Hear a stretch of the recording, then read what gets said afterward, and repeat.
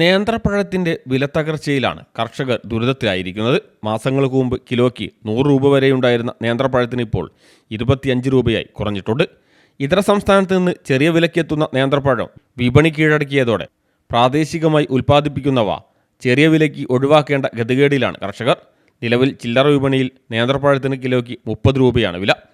റോബസ്റ്റിന് 15 മുതൽ 18 രൂപ വരെയും പാളയംകോടന് 22 മുതൽ 30 വരെയും വില കുറഞ്ഞു.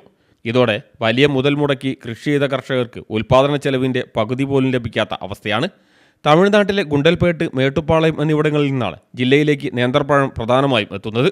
കിലോയ്ക്ക് 15 രൂപ നിരക്കിൽ കുലകൾ എത്തുന്നതിനാൽ കച്ചവടക്കാർക്ക് താൽപ്പര്യം അതിർത്തി കടന്നെത്തുന്നവയോടാണ്. ഇത് കനത്ത നഷ്ടമാണ് പ്രാദേശിക കർഷകർക്കുണ്ടാക്കുന്നത്.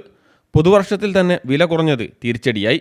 ബാങ്കിൽ നിന്നും ധനകാര്യ സ്ഥാപനങ്ങളിൽ നിന്നുമായി വായ്പയെടുത്തും ഭൂമി പാട്ടത്തിനെടുത്തുമാണ് പലരും കൃഷി ഇറക്കിയത്.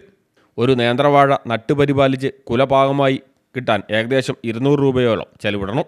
കുല പാകമായി വിറ്റഴിക്കുമ്പോൾ ചെലവിൻ്റെ 1/3 പോലും ലഭിക്കാത്ത അവസ്ഥയാണ്. ഇതിനു പുറമെ കാലാവസ്ഥാ വ്യതിയാനവും വന്യമൃഗശല്യവും രോഗബാധയും കർഷകരെ വേട്ടയാടുന്നുണ്ട്. ഇതെല്ലാം അതിജീവിച്ചാണ് കർഷകർ കൃഷി ഇറക്കുന്നത്. ഉൽപ്പാദന ചെലവ് പോലും ലഭിക്കാത്തതിനാൽ പലരും കൃഷി നിർത്തേണ്ട അവസ്ഥയിലാണ്.